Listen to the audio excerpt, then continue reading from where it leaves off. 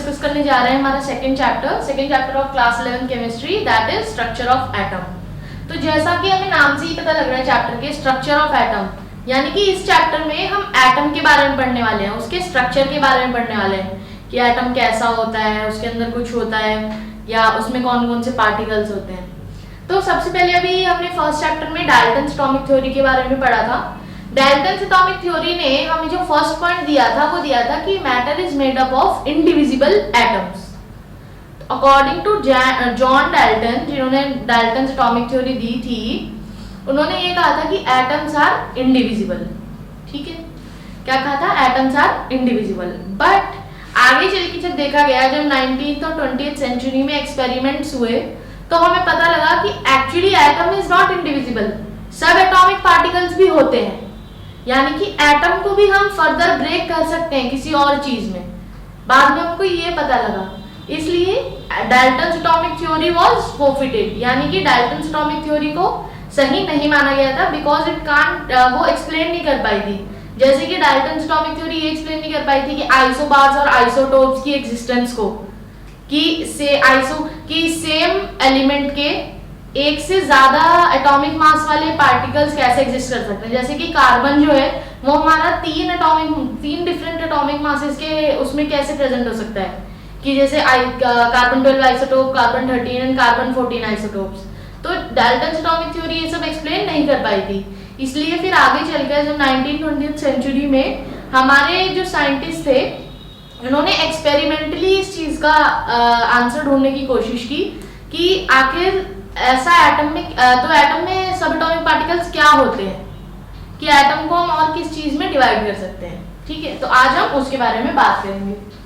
तो सबसे पहले जब ये डिस्कवरी हो गई कि एटम्स तो भाई डिविजिबल हैं, ठीक है, कि एटम्स को हम फर्दर डिवाइड कर सकते हैं किसी और चीजों में।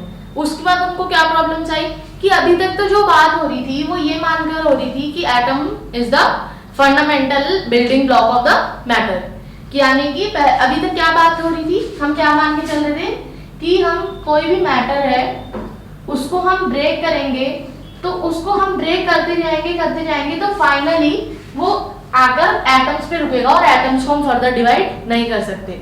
अभी तक बात ये हो रही थी, बट सडनली एक ऐसी एक्सपेरिमेंट हुई और उससे हमें ऐसी डिस्कवरी हुई, ये पता लगा कि एटम को भी हम फर्दर डिवाइड कर सकते हैं। तो उससे सारे कॉन्सेप्ट्स चेंज हो गए। तो जब सब एटॉमिक पार्टिकल्स की डिस्कवरी हो गई, तो उसके बाद हमारे साइंटिस्ट के सामने 4 प्रॉब्लम्स आई। क्या? सबसे पहले उन्हें ये एक्सप्लेन करना था कि स्टेबिलिटी ऑफ एटम एक्सप्लेन करनी थी, कि एटम, कौन सा एटम कब स्टेबल होगा। क्यों? क्योंकि अब सब एटॉमिक पार्टिकल्स भी आ गए थे, तो अब उन्हें फिर से नई डिस्कवरीज करनी पड़ी, नए एक्सपेरिमेंट्स करने पड़े, जिससे उनको ये एक्सप्लेन कर, स्टेबिलिटी ऑफ एटम एक्सप्लेन करनी थी। सेकेंड प्रॉब्लम क्या आई उनको, कि उनको अब एक एलिमेंट का बिहेवियर कंपेयर करना था दूसरे एलिमेंट के साथ।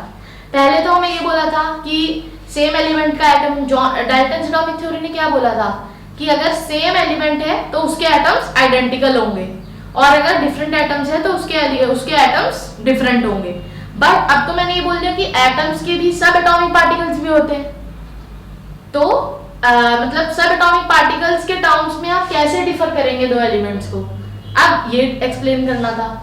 थर्ड पॉइंट क्या आया कि अभी तक हम ये मान के चल रहे थे कि एटम्स को हम फर्दर डिवाइड नहीं कर सकते, सडनली अब उसमें सब एटॉमिक पार्टिकल्स आ गए, तो अब उनको ये एक्सप्लेन करना था कि डिफरेंट मॉलिक्यूल्स कैसे फॉर्म होंगे। क्यों? क्योंकि मॉलिक्यूल्स तो एटम्स के कॉम्बिनेशन से फॉर्म होते हैं, और अब हमने बोल दिया एटम्स भी फर्दर डिविजिबल हैं, तो अब उनको ये भी एक्सप्लेन करना था कि डिफरेंट काइंड्स ऑफ मॉलिक्यूल्स कैसे फॉर्म होते हैं।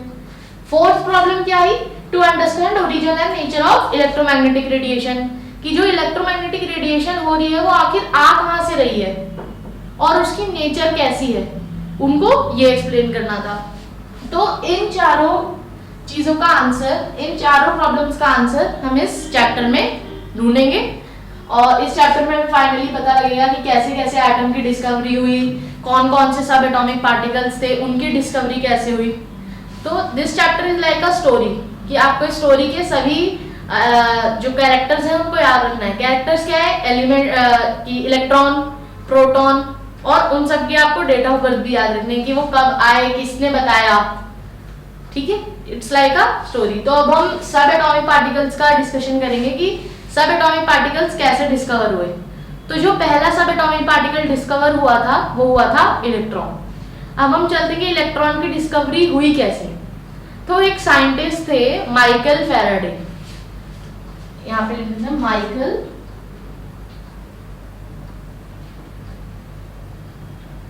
फैराडे। इलेक्ट्रॉन की डिस्कवरी की थी माइकल फैराडे ने।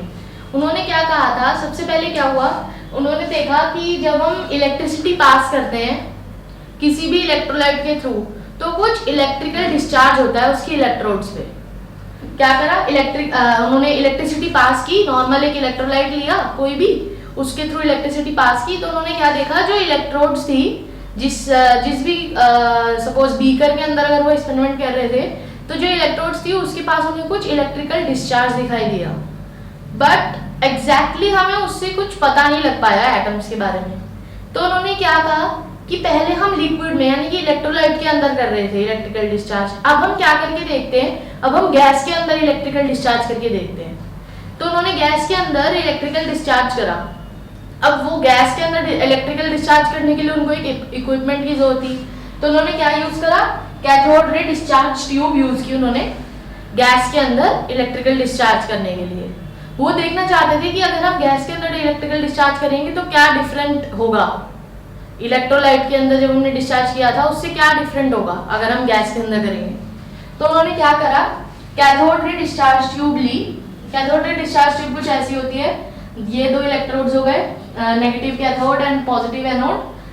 एक हमारे पास वोल्टेज यहाँ पे बैटरी है और ये ग्लास का चेंबर है, ये जो पूरा चेंबर है ये ग्लास का होता है और वैक्यूम पंप हम इसलिए लगाते हैं ताकि हम प्रेशर कंट्रोल कर सकें। अब दूसरी चीज क्या थी, गैस के अंदर जब हम इलेक्ट्रिकल डिस्चार्ज कर रहे थे कि गैसेस में इलेक्ट्रिकल डिस्चार्ज सिर्फ तभी होगा जब एक तो वोल्टेज हाई होगी और प्रेशर जो है वो कम होगा।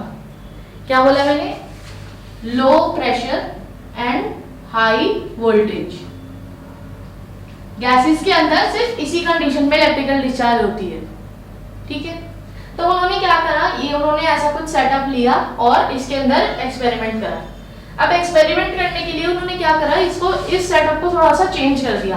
कैसे चेंज करा था उन्होंने, तो उन्होंने क्या चेंज करा, उन्होंने ये हमारा सेटअप था, उन्होंने क्या करा, एनोड में कुछ परफोरेशंस कर दी, एनोड में कुछ परफोरेशंस कर दी ताकि ऑब्जर्व हम अच्छे से कर सकें। तो उन्होंने क्या नोटिस करा, जैसे ही करंट पास हुआ गैस चेंबर के थ्रू, ये जो चेंबर है ग्लास चेंबर, इसके अंदर गैस फील्ड थी, जैसे ही इलेक्ट्रिसिटी पास हुई उन्होंने नोटिस करा कि कोई चीज है जो कैथोड से एनोड की तरफ मूव कर रही है। एग्जैक्टली पहली बार में उनको एग्जैक्टली पता नहीं लग पाया कि क्या चीज मूव कर रही है। दूसरी बार उन्होंने दोबारा देखा तो उन्होंने देखा कुछ पार्टिकल्स थे यहाँ पर जो कैथोड से एनोड की तरफ मूव कर रहे थे, ठीक है। अब और अच्छे से ऑब्जर्व करने के लिए उन्होंने क्या करा, एनोड में परफोरेशंस कर दी और ये जो वॉल थी इसको जिंक सल्फाइड से कोट कर दिया, इसको जिंक सल्फाइड से कोट कर दिया। तो क्या हुआ, फिर जब दोबारा जब तीसरी बार जब उन्होंने फिर से इलेक्ट्रिसिटी पास की तो क्या हुआ, ये जो पार्टिकल्स थे ये यहाँ से कैथोड से एनोड की तरफ आए, एनोड परफोरेटेड थी तो क्या हुआ, एनोड के थ्रू गए और जब इन पार्टिकल्स ने जाके इस वॉल को हिट करा जिस पे ZnS की कोटिंग थी, तो हमने क्या ऑब्जर्व करा कि ये जो ZnS की कोटिंग है ये ग्लो कर गई, ZnS की कोटिंग ग्लो करने लगी इन पार्टिकल्स की वजह से। तो उससे ये फाइनली प्रूव हो गया। ये कोटिंग हमने क्यों की थी, ये पता लगाने के लिए कि एक्चुअली में पार्टिकल्स मूव कर भी रहे हैं या नहीं, तो इसके लिए उन्होंने ZnS की कोटिंग की थी। तो उससे फाइनली ये प्रूव हो गया कि हाँ, उन्होंने जो देखा, उन्होंने जो ऑब्जर्व करा वो एक्चुअल में हो रहा था कि कुछ पार्टिकल्स यहाँ से यहाँ पर मूव कर रहे थे। और वो कैसे प्रूव करा कि यहाँ पे ZnS की कोटिंग करी तो जैसे ही पार्टिकल्स स्ट्राइक हुए तो ZnS ग्लो कर गया। इसको क्या कहते हैं, फॉस्फोरेसेंस, ठीक है, या फ्लोरोसेंस कहते हैं इस फिनोमिना को, कि जब पार्टिकल स्ट्राइक करते हैं और ये जो वॉल है ये ग्लो होती है, इसको हम कहते हैं फ्लोरोसेंस या फॉस्फोरेसेंस, ठीक है। तो फिर उन्होंने क्या करा, उन्होंने फर्दर देखना चाहा कि क्या क्या प्रॉपर्टीज थी इस, ये जो पार्टिकल्स मूव कर रहे थे कैथोड से एनोड की तरफ, उन्होंने इसके नेचर फाइंड आउट करने की कोशिश की। तो सबसे पहली बात तो क्या ऑब्जर्व हुई कि ये जो पार्टिकल्स थे ये कैथोड से निकलकर एनोड पे जा रहे थे, यानी कि ये जो पार्टिकल्स थे ये नेगेटिवली चार्ज होने चाहिए क्योंकि ये कैथोड से जा रहे हैं निकल के। इसलिए क्योंकि ये पार्टिकल्स कैथोड से निकल रहे थे तो इसलिए इन ये जो रेस थी जो यहाँ से जा रही थी कैथोड से एनोड की तरफ, इसलिए इन रेस को क्या बोल दिया गया, कैथोड रेस। Cathode rays. तो क्योंकि ये रेस जो है वो कैथोड से इनिशिएट हो रही थी इसलिए इन रेस को क्या कहा गया, कैथोड रेस। सेकंड क्या चीज ऑब्जर्व करी गई, सेकंड क्या कंक्लूजन निकाला गया इस एक्सपेरिमेंट से कि क्योंकि ये जो रेस थी ये कैथोड से इनिशिएट होकर एनोड पे जा रही थी, यानी कि ये रेस नेगेटिवली चार्ज होंगी। क्यों नेगेटिवली चार्ज होंगी, क्यों, क्योंकि ये पॉजिटिव एनोड की तरफ अट्रैक्ट हो रही है। देख रहे हैं ना, जो भी सारे पार्टिकल्स हैं यहाँ पे वो सब एनोड की तरफ मूव कर रहे थे और एनोड पॉजिटिवली चार्ज होता है, यानी कि ये जो पार्टिकल्स थे ये जो रेस थी ये नेगेटिवली चार्ज पार्टिकल्स की थी, जो मूव कर रही थी रेस वो नेगेटिवली चार्ज पार्टिकल्स की थी। और इन नेगेटिवली चार्ज पार्टिकल्स को हमने माइकल फैराडे ने क्या नाम दिया, इलेक्ट्रॉन। तो ऐसे डिस्कवरी हुई थी इलेक्ट्रॉन की। और क्या प्रॉपर्टी देखी गई रेस की कि अगर कोई भी एक्सटर्नल मैग्नेटिक फील्ड या इलेक्ट्रिक फील्ड नहीं है तो ये रेस स्ट्रेट लाइन में इस तरीके से मूव कर रही थी। बट हमने देखा कि जब इलेक्ट्रिक और मैग्नेटिक फील्ड इंट्रोड्यूस हो गई, जब हमने इलेक्ट्रिक और मैग्नेटिक फील्ड इंट्रोड्यूस कर दी इस चेंबर के अंदर, तो इनका बिहेवियर कुछ ऐसा था जो नेगेटिवली चार्ज पार्टिकल्स का होता है इलेक्ट्रिक और मैग्नेटिक फील्ड्स में। तो उससे फिर से प्रूव हो गया कि ये जो रेज हैं ये नेगेटिवली चार्ज है। ठीक है, फिर एक और कैरेक्टरिस्टिक हमने फाइंड की थी कैथोड रेज की, वो क्या है, this is the most important characteristic कि कैथोड रेज की जो भी कैरेक्टरिस्टिक्स हैं वो डिपेंड नहीं करती किन दो चीजों पर, एक तो मटेरियल ऑफ इलेक्ट्रोड्स और एक nature of gas present in the cathode ray tube. किस पर,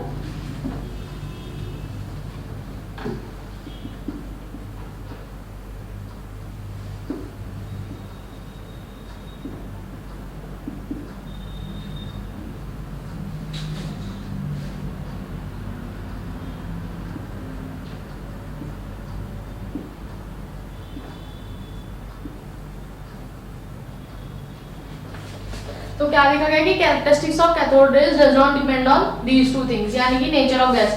मैं कोई सी भी गैस ले लूं तो बिहेवियर एक जैसा ही रहेगा, चाहे मैं हीलियम ले लूं चाहे मैं नियॉन ले लूं, कोई सी भी गैस ले लूं बिहेवियर हमेशा कैथोड रेज का सेम ही रहेगा क्योंकि वो नेचर ऑफ गैस पे डिपेंड नहीं करता। दूसरी चीज, वो मटेरियल ऑफ इलेक्ट्रोड्स, पे डिपेंड नहीं करता कि किसी भी चीज की बनी हो मेरी कैथोड और एनोड जो इलेक्ट्रोड्स है उससे मेरे को कोई फर्क नहीं पड़ता, कैथोड रेज हमेशा सेम ही कैरेक्टरिस्टिक्स शो करेंगी। तो ऐसे डिस्कवरी हुई थी इलेक्ट्रॉन की, और किसने की थी, माइकल फैराडे ने।